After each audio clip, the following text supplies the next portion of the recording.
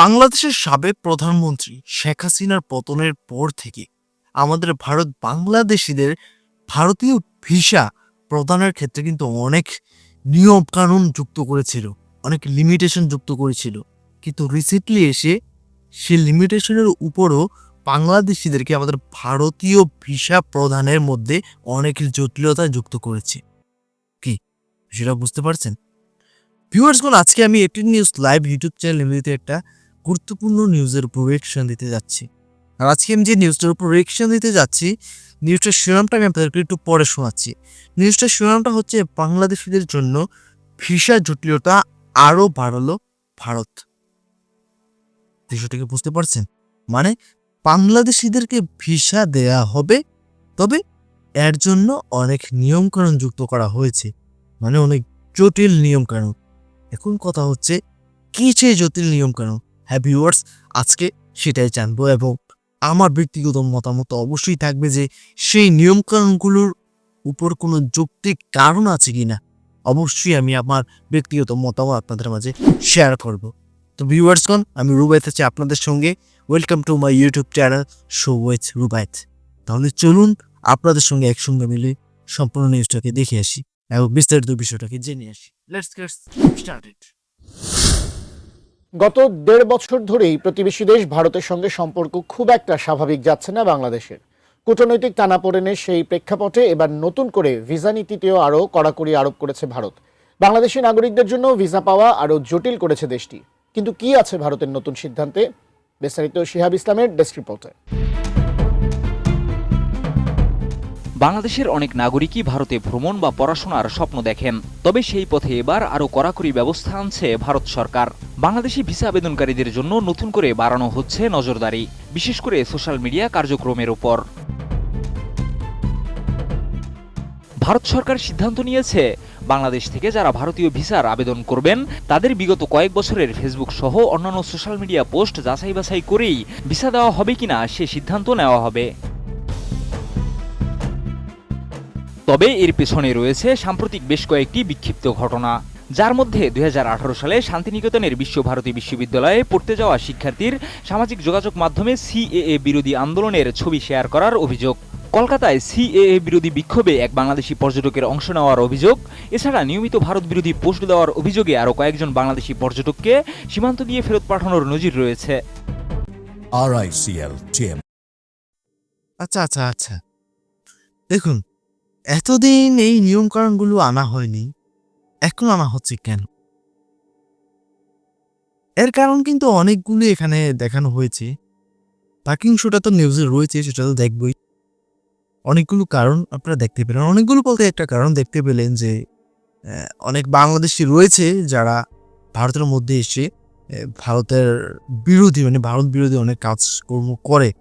তো তার জন্য বাংলাদেশি নাগরিকদের বর্তমানে ভিসা প্রদানের পূর্বে বাংলাদেশি সেই নাগরিকের ফেসবুক এবং সোশ্যাল মিডিয়া ঘাটাঘাটি করে দেখা হবে।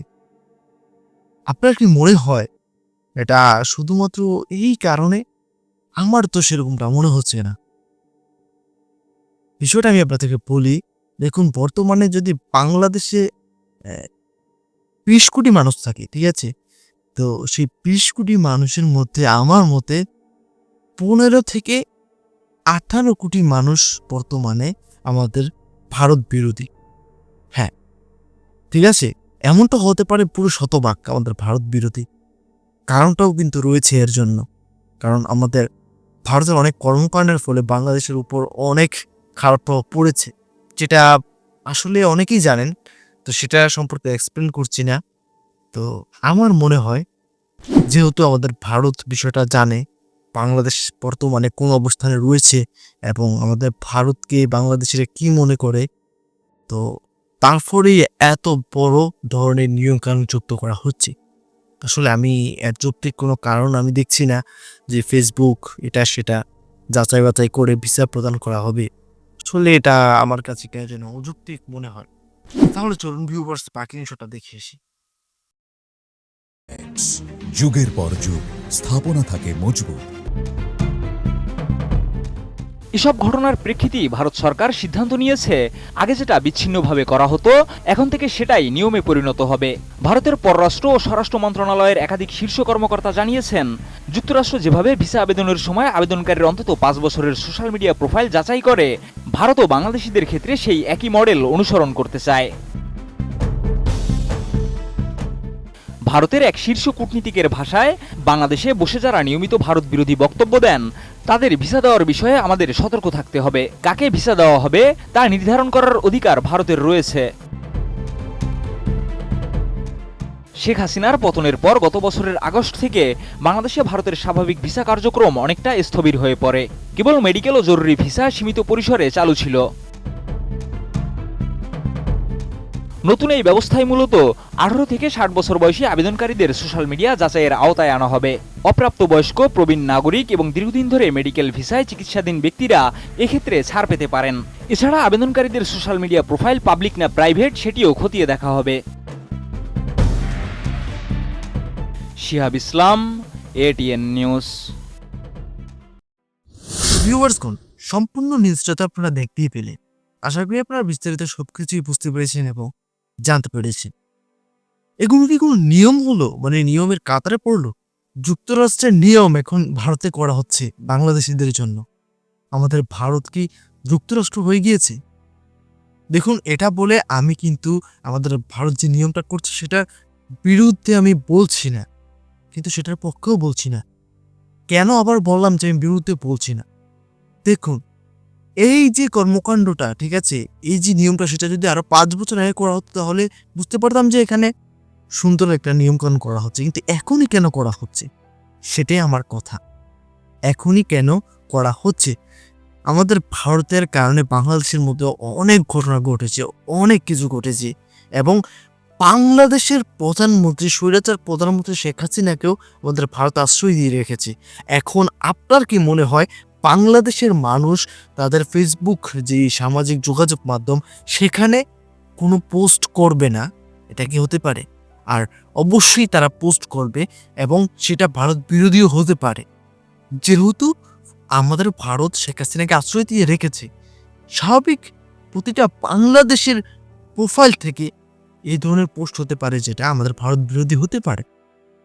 ঠিক আছে, এখন যদি রাজনৈতিক দিক বিবেচনা করে এই নিয়মকানুনগুলো করা হয়, তাহলে তো আমার মতে কোনো বাংলাদেশি আর ভিসা পাবে না।